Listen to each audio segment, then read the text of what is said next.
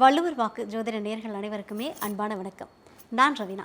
இன்றைய நேர்காணலில் நம்மோடு இணைந்திருக்கக்கூடிய சிறப்பு விருந்தினர் பாரம்பரிய திருவள்ளுவர் குலவம்சம் பிரசன்ன ஜோதிட ஞானி டாக்டர் சுப மாரிமுத்து அவர்கள் நம்மோடு இணைந்திருக்கிறார்.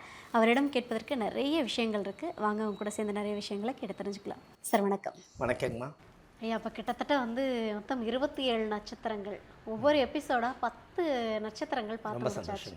இப்போ அடுத்து யாருக்கு பார்க்க போகிறோம் அப்படின்னா பூர நட்சத்திரக்காரங்கள். இந்த பூர நட்சத்திரத்துடைய குணம் எப்படி இருக்கும், இவங்களுடைய எதிர்காலம், நீங்கள் ஒவ்வொரு திசையும் வச்சு ரொம்ப அழகாக கணித்து சொல்லிக்கிட்டு இருக்கீங்க. சரிங்கம்மா. ஸோ கண்டிப்பாக இவங்களோடதையும் பார்த்துடலாமா அப்படின்னு. ரொம்ப சந்தோஷம். சூப்பர் ஐயா. பூர நட்சத்திரம் இல்லைங்களாம்மா? ஓகே. அனைவருக்கும் வணக்கம். பாரம்பரிய திருவள்ளுவர் குலவம்சம் பிரசன்ன ஜோதிடர் சுப மாரிமுத்து திருப்பூர்லேருந்து இந்த பதிவு உங்களுக்காக. இன்றைக்கு ஒரு அற்புதமான ஒரு பூர நட்சத்திரத்தை பற்றி இன்றைக்கி நம்ம பார்க்க போகிறோம். இந்த பூர நட்சத்திரத்தினுடைய குணாதிசை பற்றி நம்ம தெரிஞ்சுக்கணும் இல்லைங்களாம்மா? பூரமே கற்பூரம். என்னங்கம்மா? கற்பூரம். ஆமாங்கம்மா, பூரமே கற்பூரம். கற்பூரம்னா பத்திக்கும் இல்லைங்களா? பூர நட்சத்திரக்காரி எப்பவுமே கொஞ்சம் சுறுசுறுப்பாக இருப்பாங்க. ஓகே. ஆமாம், முகத்தில் செண்டு பவுட்ரு அந்த கலை நயத்தோடு இருப்பாங்கன்னு சொல்லுவாங்க இல்லைங்களா? அவங்களுக்கு கருப்பாக இருந்தாலும் அவங்களுக்கு பிடிக்கும். எதுக்காக அப்படின்னா பூரம் சுக்கிரனுடைய நட்சத்திரம். பிறக்கும் போதே அவங்க சுக்கிர திசையில் தான் பிறந்திருப்பாங்க. சுக்கிரனை இசை, நடனம், நாட்டியம், கலை, பரதம் எல்லாமே சுக்கிரன் தான்.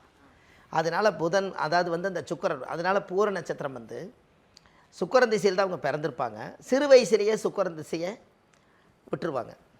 அப்போது இவங்களுடைய குணம் எப்படி இருக்குதுன்னு கேட்டிங்கன்னா, ஒரு சிம்மராசி. பூரத்தில் யாராவது பிறந்தாங்கன்னா அது சிம்மராசி.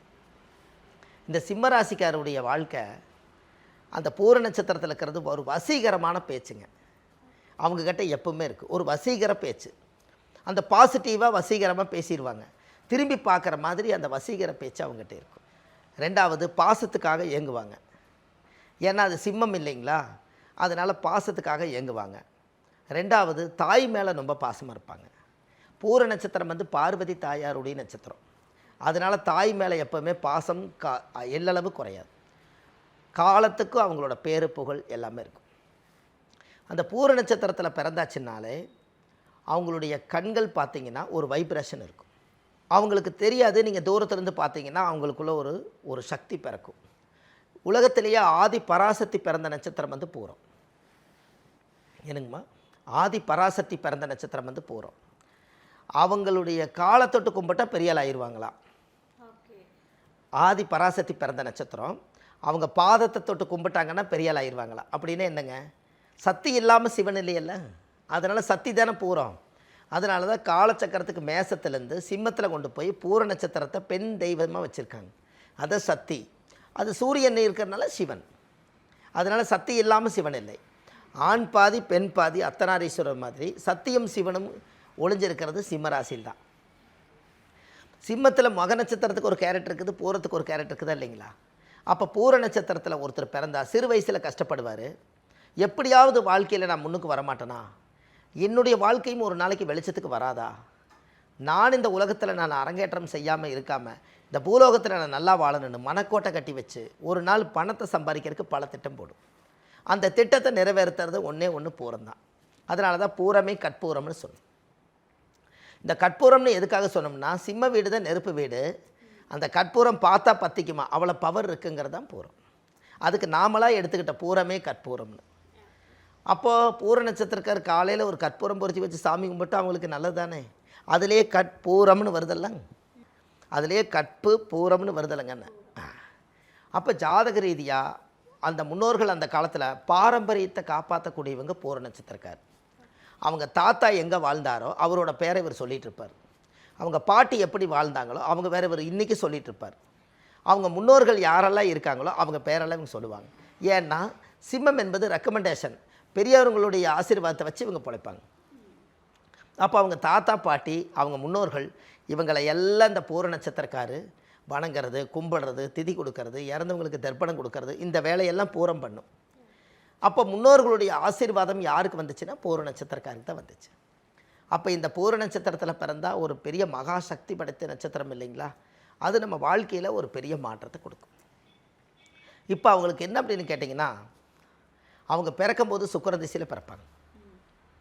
இந்த சுக்கிரன் திசை வந்து 20 வருஷம் சுக்கிரன் திசை. இதில் 10 வருஷம் இருப்பு வச்சுக்கோங்களேன். தாயுடைய கர்ப்பத்திலிருந்து ஒரு 10 வருஷம். அப்போ சிறு வயசுலேயே 10 வயசில் சுக்கிரன் திசை யாருக்கு யோகம்னா குடும்பத்துக்கு யோகம். அவர் பிறந்து தாய் தந்தைகள் வீடு வாங்கியிருப்பாங்க, இடம் வாங்கியிருப்பாங்க, ஒரு சொத்து சுகத்தை தேடி இருப்பாங்க. அப்போ சுக்கிரன் திசை முடிஞ்சு 2ஆம் திசை சூரியன் திசை 6 வருஷங்க. அப்போ இவருக்கு வயசு 16. 16 ஒரு 10 26. அப்போ சந்திரன் திசையிலே இவருக்கு கல்யாணம். 26 வயசுக்கு மேலே கல்யாணம். எது வரைக்கும் கல்யாணம்? செவ்வாய் திசை 16 26க்கு அப்புறம் செவ்வாய் ஒரு 7 வருஷம், 26 ஒரு 7 33. அப்போ 33 வயசுக்குள்ளே ஒருத்தர் கல்யாணம் பண்ணாமல் இருக்க மாட்டாங்க. அப்போ சந்திரன் திசைக்கு மேலே சந்திரன் திசையோட செவ்வாய் திசையிலே இவங்களுக்கு கல்யாணம். இந்த செவ்வாய் திசை வரைக்கும் கஷ்டப்படுவாங்க. ராகு திசை வந்தால் தொழிலில் அசுர வளர்ச்சிக்கு வருவாங்க. ராகு எப்போ வருது அப்படின்னு கேட்டிங்கன்னா 26. அப்போ ஜாதகத்தில் பார்க்கும்போது சுக்கிரன் ஒரு 10, சூரியன் ஒரு 6 16, சந்திரன் ஒரு 10 26, செவ்வாய் ஒரு 7 33 வயசுக்கு மேலே தான் ராகு திசை வருது. இந்த வயசில் ராகு திசை வரும்போது இவர் மெச்சூரிட்டியாக தானே இருப்பாருங்க. கரெக்டானுங்கம்மா? மெச்சூரிட்டியாக தான் இருப்பார். இந்த 33 வயசுக்கு மேலே நாம் ஒரு மனுஷனாக மாறிட்டோம். அப்போ அந்த மனுஷனாக மாறி நம்ம சமுதாயத்தில் நம்மளெல்லாம் மதிக்க ஆரம்பிச்சிட்டாங்க. அப்போ நம்ம அதில் ஜாதகத்தில் வந்து நம்மளுடைய கர்மாவில் கழித்து நாம் இந்த பூலோகத்தில் இடம் வாங்கி வீடு வாசல் கட்டி சொத்து சுகத்தை தேடி நல்லா இருக்கணுங்கிற எண்ணம் 33 வயசில் வந்துடும். அப்போ ராகு திசை 18 வருஷங்க. அப்போ ராகு திசை 18ன்னா 32 18 50 வயசாச்சு. அப்போ 51 வயசு வரைக்கும் ராகு திசை அவர் ஜாதகத்தில் கரெக்டாக வந்து எங்கே உட்காருதுங்க? ராகு திசை 50 வயசு வரைக்கும் 51 வயசு வரைக்கும் இருக்குது. அப்போ இவருக்கு 51 வயசு வரைக்கும் ராகு திசை இருந்தால் அந்த 51 வயசுக்குள்ளே இவர் வேக்கியானமாக பொழைச்சிக்கணும். ராகு வந்து பிரம்மாண்டம். ராகு வந்து பெரிய மனுஷங்களை எல்லாம் சாதாரணமாக வளைச்சி போட்டுரும். ராகு வந்து படம் எடுக்கும், பாம்பு படம் எடுக்கும், மனுஷங்களும் படம் எடுப்பாங்க. அப்போது இந்த ராகுல என்னன்னு கேட்டால் அந்நிய மனிதர்களுடைய தொடர்புகள் நிறைய கிடைக்கும். அந்நிய மனிதர்கள் அப்படின்னா யாருன்னே தெரியாது, அவங்க நம்மளோட நட்பு வச்சுக்குவாங்க. அப்புறம் தொழில் ரீதியாக வருவாங்க. அப்புறம் நம்ம லைஃப்பில் வந்து ஒரு தொழில் பண்ணலாமான்னு கேட்பாங்க, ஒரு பார்ட்னர் ஆவாங்க. எதையாவது ஒன்றை பிடிச்சி அவங்க இன்வெஸ்ட் போட்டு இவங்க இன்வெஸ்ட் போட்டு பெரிய ஆளாயிருவாங்க. அதனால தான் ஒன்றுக்கு ஒன்று செயின் மாதிரிங்க. அப்போ இந்த ராகுல தான் நம்ம யாருன்னே தெரியாதவங்களோட பழகி நம்ம மைண்டை கன்வெர்ட் பண்ணி அதுக்குள்ளே சுற்றிக்கிட்டு எப்படி வளரலான்னு பல திட்டம் போடும். அதனால தான் ராகு ஏன் அந்நிய மனிதர்கள்னு பேர் வச்சாங்கன்னா, ராகுக்கு சொந்த வீடு இல்லை. அதனால் நாம் எங்கேயாவது ஒரு பக்கத்தில் நாம் போய் சுற்றிக்கிட்டே இருக்கிற இடத்துல எல்லாம் பழகி அவங்கக்கிட்டேருந்து திறமைகளை கற்றுக்கிட்டு நாம் எப்படி சுதாரிப்பாக வாழணுங்கிறத, அது சொந்த வீடு இல்லாதனால, அது சொந்த வீட்டில் இல்லாதனால அந்த வீட்டை என்றைக்கு விட்டு வெளியே வருதோ அன்றைக்கி அது பெரிய ஆளாயிடும். இப்போது ராகு திசை சொந்த வீடு இல்லைன்னா அப்போ ஜாதகத்தில் அது என்ன சொல்லுதுங்க? நம்ம சொந்த வீடு இல்லைன்னா நம்ம சொந்த வீட்டில் இருந்துட்டு இருக்கக்கூடாதுங்களா? நம்ம பிறந்த ஊரில் இருக்கக்கூடாதா? வெளியூர் வந்தால் பொழைச்சிக்கலாங்கன்னு ராகு திசையில். ஏன்னா பாம்புக்கு சொந்த வீடு இருக்குதுங்களா? இல்லை வீடு கட்டி ஏதாவது ஏசி ரூம் போட்டு வச்சுருக்கா? இல்லையில்ல, கரெக்டு தானேங்க? அப்போ ராகு அப்படித்தான் இருக்குது. அப்போது இந்த ராகு திசையில் 51 வயசில் ராகு திசைனா அவர் செட்டில் ஆயிடுவார்.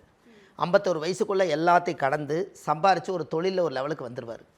ராகு முடிஞ்சு குரு திசை 16 வருஷங்கும் போது 50 16 66 ப்ளஸ் 67 67 வயசுங்கும் போது அவர் வாழ்க்கையில் எல்லா கடமையும் முடிஞ்சு, குரு என்பது ஒரு மகான்கள் ஒரு இடத்துல ஒரு ஆசிரம் மாதிரி உட்காந்துக்க வேண்டியதுதான்.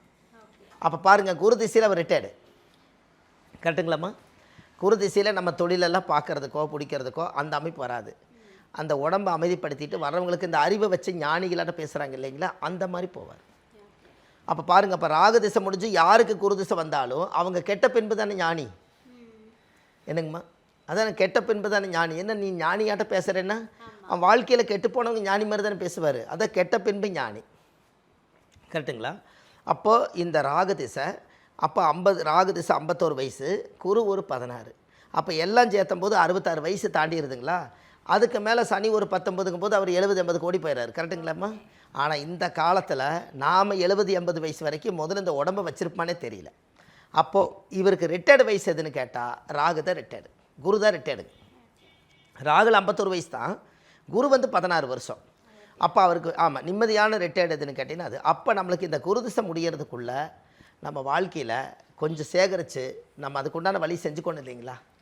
அப்போ பாருங்கள், பூர நட்சத்திரத்தில் பிறந்தவருக்கு இங்கே பாருங்கள், பூர நட்சத்திரம் அசுரகுரு, அங்கே வந்து குரு தேவகுரு. இங்கே அமைதியாக இருக்கிற இடத்துல தேவகுருவே உள்ள வருது பாருங்கன்னு. அசுரகுரு சுக்கிரன், தேவகுரு குரு தான். இவர் எப்போ வர்றாருங்க? குரு கடைசியில் வர்றாரு. அந்த குருவில் இவர் குருவாக இருப்பார். அதை காப்பாற்றி வச்சுக்கிறது அவங்க திறமை. உங்களை வந்து நாங்கள் ஒரு பெரிய மனுஷனை எடுத்துக்கிட்டோங்க, உங்களை கேட்டு எந்த காரியம் வந்தாலும் செய்யலான்ட்டு இருக்கோம், ஒரு கோவில் அறங்காவலராக உங்களை போடலான்ட்டு இருக்கோம், நீங்கள் ஆன்மீக சேவையெல்லாம் பண்ணுறதை பார்க்கும்போது உங்கள் பின்னால் நாங்கள் வரலான்ட்டு இருக்கிறோங்கிறத குரு திசை வரும்போது குருவாக மதித்து காப்பாற்றி வச்சுட்டா குருவே குருவாயிருவார் இல்லைங்கண்ணே. எல்லாரும் குருவே துணைன்னு சொல்கிறத விட குருவுக்கே துணையாகிறது அதுதானே இல்லைங்களா? அப்போ வந்து ஜாதகத்தில் அந்த பவர். அப்போ இந்த காலகட்டங்களில் சுக்கிரன் திசையில் பிறந்து பூர நட்சத்திரத்தில் பிறந்தவருக்கு குரு திசை வந்தால் அவருக்கு அசுர வளர்ச்சி யோகத்தையும் பார்த்துட்டு அப்போ சம்பாரித்து வச்சதை குருவில் மிச்சப்படுத்தி வச்சு வாழ்ந்து காட்டினா போதுங்க. என்ன தேடி வச்சுக்கிறாரோ அதை தக்க வச்சுக்கணுமில்ல. இனி போகிற காலகட்டங்களில் இந்த காசு பணங்களை எல்லாம் நாம் சம்பாரித்தா மட்டும் பத்தாது, பாதுகாப்பு பண்ணுறதுக்கே முடியாத அளவுக்கு இனி காலம் பிறக்க போகுதுங்க.